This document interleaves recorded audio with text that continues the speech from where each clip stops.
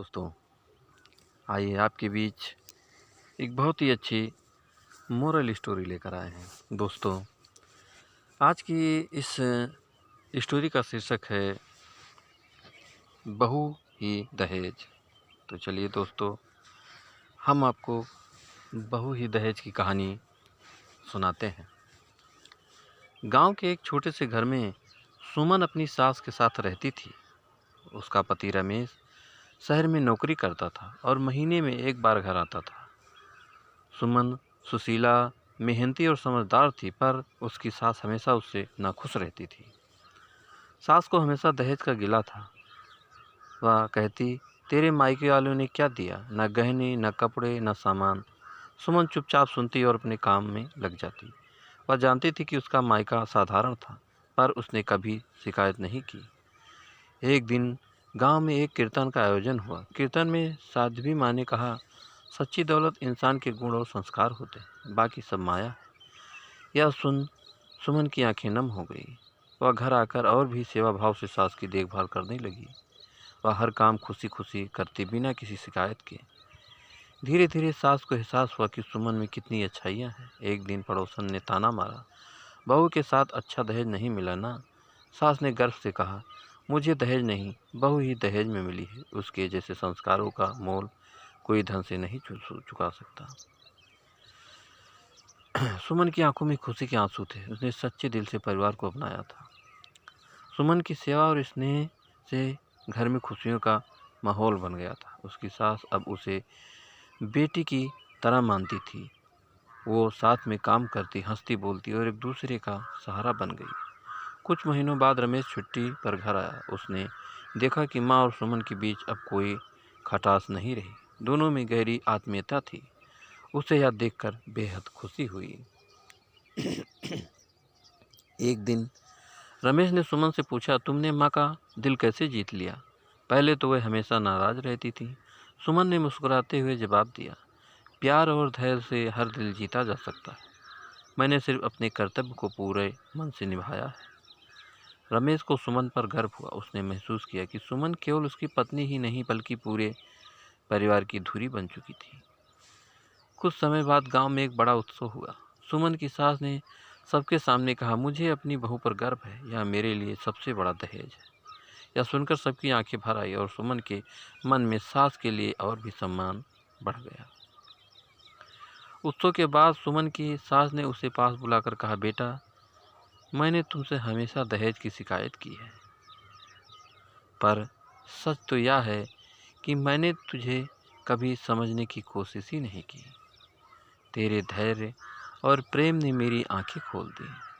सुमन की आंखों में आंसू आ गए। उसने सास के पैर छूकर कहा, माँ, मुझे तो आपका आशीर्वाद ही सबसे बड़ा दहेज है। सास ने उसे गले लगा लिया और घर में एक नई शुरुआत हुई। समय बीतता गया। सुमन और उसकी सास का रिश्ता और भी गहरा होता गया।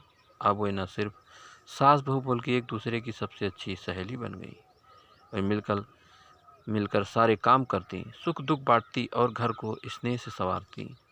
रमेश भी यह देखकर बहुत खुश था। उसने महसूस किया कि सुमन ने केवल उसकी पत्नी बनकर नहीं, बल्कि पूरे परिवार की नींव बनकर सभी का दिल जीता। कुछ समय बाद सुमन के मायके में उसके भाई की शादी तय हुई। जब निमंत्रण आया तो सास ने खुद ही सुमन के लिए सुंदर कपड़े और गहनों की तैयारी की। उसने सुमन से कहा, अब तू इस घर की इज्जत है, तुझे सबसे सुंदर और सम्मानित दिखना चाहिए। सुमन की आंखों में कृतज्ञता थी। जिस घर में उसे दहेज के लिए ताने मिलते थे, आज उसी घर में उसे प्यार और सम्मान मिल रहा था। शादी के बाद जब सुमन मायके से लौटी तो उसकी सास ने हंसते हुए पूछा, बहू, तेरे मायके वालों ने दहेज में क्या दिया? सुमन ने मुस्कुराते हुए जवाब दिया, माँ, उन्होंने मुझे संस्कार, धैर्य का दहेज दिया, जिससे मैंने आपका दिल जीत लिया। यह सुनकर सास ने सुमन को गले लगा लिया और कहा, सच में तू ही मेरा सबसे बड़ा दहेज है। समय बीतता गया और सुमन का संयम, प्रेम और समर्पण पूरे गांव में मिसाल बन गया। लोग उसकी और उसकी सास की जोड़ी की सराहना करते न थकते। जो सास कभी दहेज के तानों में उलझी रहती थी, अब वह सुमन की अच्छाइयों का बखान करती फिरती। एक दिन गांव की पंचायत में दहेज प्रथा पर चर्चा हो रही थी। सुमन की सास को भी बोलने के लिए बुलाया गया।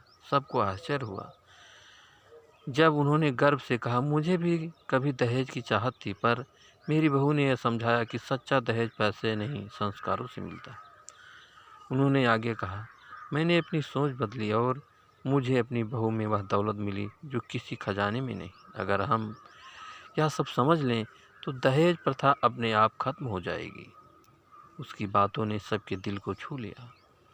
गांव की कई औरतें उनके पास आई और अपनी गलतियों को मानते हुए कहा, भाभी, आपने तो सच में ही बदल दी। हम भी अब अपनी बहुओं को इसी तरह अपनाएंगे। सुमन को यह देखकर बहुत खुशी हुई कि उसकी सेवा और प्रेम ने न केवल उसके घर को बल्कि पूरे गांव को नई दिशा दी। उसकी सास ने उसे गले लगाकर कहा, तूने मुझे नहीं, मेरी सोच को धनवान बना दिया। इसके बाद सुमन और उसकी सास ने मिलकर गांव में दहेज प्रथा के खिलाफ जागरूकता फैलाने का काम शुरू किया। वह हर शादी में यह संदेश दी थी कि असली दहेज बेटी के गुण, संस्कार और प्रेम होते हैं। धीरे धीरे गांव में बदलाव आने लगा। लोग दहेज की जगह बहू के सम्मान को महत्व देने लगे। सुमन की कहानी अब सिर्फ एक घर की नहीं बल्कि पूरे गांव की प्रेरणा बन गई थी। सच में सुमन ने यह साबित कर दिया था कि प्रेम, धैर्य और अच्छे संस्कार से बड़ा बदलाव लाया जा सकता है। यही थी सुमन की जीत, यही थी दहेज के खिलाफ एक सशक्त कहानी। तो दोस्तों, आज की ये कहानी आपको कैसी लगी हमें कमेंट करके ज़रूर बताइएगा दोस्तों, और एक लाइक ज़रूर कर दीजिएगा क्योंकि आपके लाइक से ही हमें मोटिवेशन मिलता है। और दोस्तों, अगर अभी तक आपने हमारे चैनल को सब्सक्राइब नहीं किया है तो प्लीज़ जल्दी से आप हमारे चैनल को सब्सक्राइब कर लीजिए, जिससे आपको इसी तरह अच्छी अच्छी कहानियाँ सुनने को मिलती रहे। तो दोस्तों, एक नई कहानी के साथ आपसे फिर मुलाकात होगी। तब तक के लिए नमस्कार।